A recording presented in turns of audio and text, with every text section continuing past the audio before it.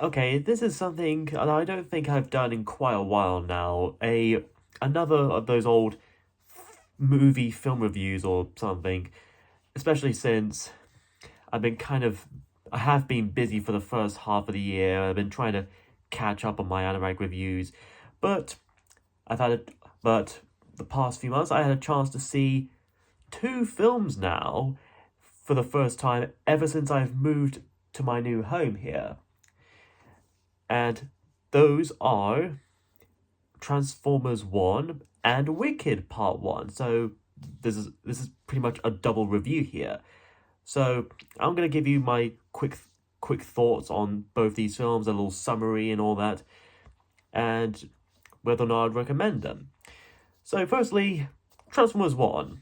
It's basically a sort of prequel-ish to the Transformers franchise, although I kind of see it as a prequel to Bumblebee and Rise of the Beast because I just kind of pair those three movies together and kind of separate them from the Bay films. And basically, it's kind of about a take on the origins of like Optimus Prime and Megatron and Bumblebee and even Elita One. And and obviously, I won't give away too much beyond that. But what I will say for something that was I don't think it was very marketed very well, which may have led to it not making as much money as a lot of us TF fans may have hoped it would be. Which I think was also part of the reason why the Dungeons and Dragons film that came out last year didn't do as well either. But like that one, this one is surprisingly decent. It's very much the Spider Verse of the Transformers films, or at least the Spider Verse, the Transformers franchise in general.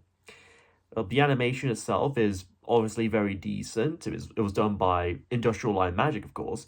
Uh, the voice acting was actually pretty good. It was obviously they went with the celebrity voice actors. Like I think they got one of the Hemsworths as Optimus or Orion Pax, and I think Scarlett Johansson as Alita. And I forget the name for they got for Megatron or D16 and the actor for Bumblebee slash B127. Um, but I'm sure one of the names are the big names. But yeah, the animation was surprisingly good, almost fitting a sort of live actionish feel. The music done by Brian Tyler, who did the score for Transformers Prime, was very good, and I think there was a few motifs of that show in here at some points, which definitely played up the nostalgia, not just for G1 fans, but for Prime fans as well. And my brother and I are big Prime fans. And the action is very good. The Transformers look like the Transformers. We recognize them, we tell them apart, and that's something I think all five of the Bay films just didn't do as well on, and I think that's what I think why made people liked Bumblebee, and I think I did like Rise of the Beast as well, even if that did have some may have had some things of its own that probably should have been tweaked a bit, and it was very and while there is a bit of humor here and there, particularly with B127, it's honestly definitely has its dramatic moments, especially especially how it establishes the 13 primes and how they got involved in a big twist that I won't give away, but what happened to them was very surprising, and it's cool to see actually see Alpha Trion on the big screen, and especially since he's often seen as a sort of mentor figure to Optimus in the few times he appears in fiction, or at least alluded to in fiction. And the relationship between Orion and D16 was very much that sort of tragic best friends at the beginning, enemies at the end, that sort of thing. But the way they pull it off here was very decent. And if you're a big Transformers fan, or you have a family who's into Transformers or want to get into Transformers, I do recommend it. If it's not in cinemas now anymore, it's probably somewhere like Paramount Plus or some other streaming service, or hopefully physical media, but if there's any chance, you can check it out. Now, speaking of friends becoming enemies, the other film, Wicked Part 1. Now, I've been, especially since this year, I've been becoming quite the big Oz fan. I've been getting into Oz ever since I first heard of this Wicked film and first saw the trailer for it. I've looked back at the classic MGM 39 film. I tried to look back at the original classic Oz books by L. Frank Baum, and of course, I even looked back at possibly my favorite Oz film so far, Return to Oz. Yes, that's my favorite Oz film. Hope I'm not alone on that. And funny enough, around a month before I saw the Wicked film, my mother and I went to London to actually see the Wicked musical itself at the Apollo Victoria Theatre, and it was very much quite an experience. Obviously, it's based on the Gregory Maguire Wicked book, not exactly the Oz films or books prior, and obviously there's some differences and retcons here and there, but the music there was pretty solid. I like the singers and cast, even though I didn't know who they were. They obviously weren't Idina Menzel or Christina Chunsworth, but they were good stand-ins. So I love the musical, and that was probably and the reason I checked the musical was to check it out in anticipation for this film. This film, part 1 and part 2, which should come out around next year, and I'll probably get around to seeing that as well and give my thoughts on it. It'll probably still follow the same formula as a musical. But yeah, Wicked Part 1, it pretty much follows the premise of the first act, the first half of the Wicked musical itself.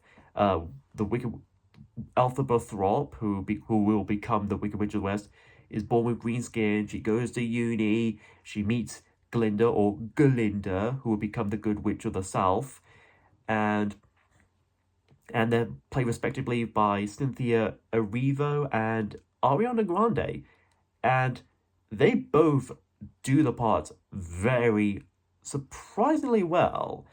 I didn't really think much of them, but as is, they did their best. They sang the songs, even when it's not just the songs they sang, when they act, when they express, when they communicate and interact with each other and some of the other characters, I did actually kind of buy into it, even if I know who they are and who they're going to be. Michelle Yeoh had a presence as Madame Morrible. Peter Dinklage was interesting as Dr. Dullman. Jeff Goldblum is alright as the Wonderful Wizard, even if you know what the twist will be in connection between him and Elphaba, which will obviously be revealed in part 2. And I did very much love the look and settings of Shiz University and the Emerald City. They have a sort of art nouveau and art deco vibe, very much like the musical itself. And obviously, like I said, it's not exactly connecting officially to the 39 film, kind of like Oz the Great and Powerful, which came out like a decade ago. It does have some homages to the 39 film, especially how it starts, how the logo is designed, and just some of the little details here and there, which you'd probably have to see the film itself to really point and really catch. Kind of like Easter eggs in a way. Now, do I recommend this film as well? Yeah, if you love the Wicked musical itself, or you love musicals as a whole, or you're into the Oz films and books and stories and all that, I'll definitely recommend it. It's probably not going to be for everyone. If you're not into Oz or musicals or whatever, you do you, that's fine. But if you are into Oz, you're into Wicked, you're into musicals and all that classic wonderful worlds, those marvelous fantasies, I do say check it out as well. It's probably still in cinemas by the time I'm filming this video. So yeah, that's pretty much my rough double scripted, double unscripted, double review. I'll probably do another quote-unquote double review since there are like one or two other films I'm curious about seeing around the end of this year. Those being Lord of the Rings, War of the Rohirrim, and Sonic the Hedgehog 3. And once I get around to seeing those, I'll do a double review of those as well. So that will take a while. I'll still be doing the animatic videos, and hopefully I'll get those scripted and done and filmed in time. So that's all I gotta say. Thank you for watching. Take care. Signing out.